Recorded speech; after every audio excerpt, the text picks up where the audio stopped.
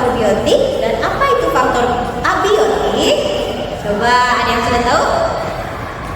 Baik, di sini Ibu akan jelaskan ya. Faktor biotik adalah semua makhluk hidup yang ada dalam sebuah ekosistem. Apa saja kira-kira?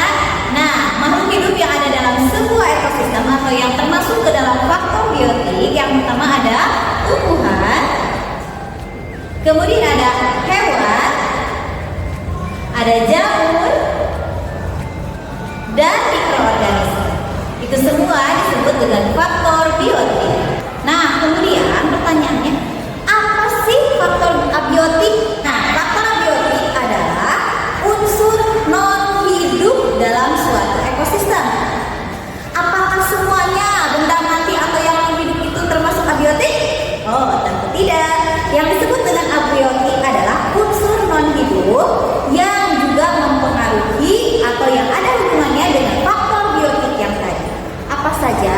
Nah, contohnya ada air, tanah,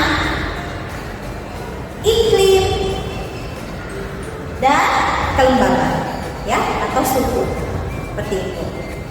Nah, dalam suatu ekosistem ternyata faktor biotik atau makhluk hidup dengan faktor abiotik atau yang non hidup itu melakukan interaksi atau sebuah hubungan, ya, sehingga keberadaan faktor abiotik dan biotik itu sangat saling mempengaruhi, sehingga sebuah ekosistem itu bisa dikatakan seimbang jika faktor biotik dan faktor abiotik dapat bekerja sama dalam hubungan yang harmonis.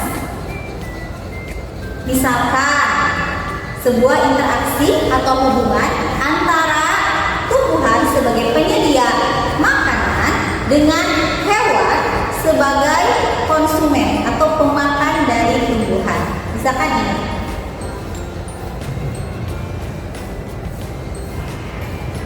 Sebuah interaksi ini atau hubungan ini bisa berjalan harmonis jika kedua faktor tadi, biotik dan abiotiknya, tersedia di ekosistem.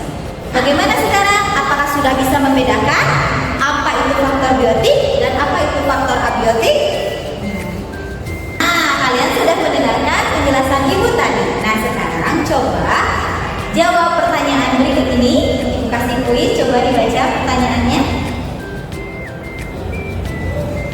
Ada yang tahu jawabannya? Silakan Ibu kasih waktu dulu untuk menjawab. Bagaimana jawabannya? Bagaimana jawaban kalian? Apakah sudah betul? Baik ya. Untuk yang sudah menjawab betul, bagus ya. Berarti kalian sudah memperhatikan penjelasan Ibu tadi. Untuk yang belum, silakan kalian bisa pelajari kembali.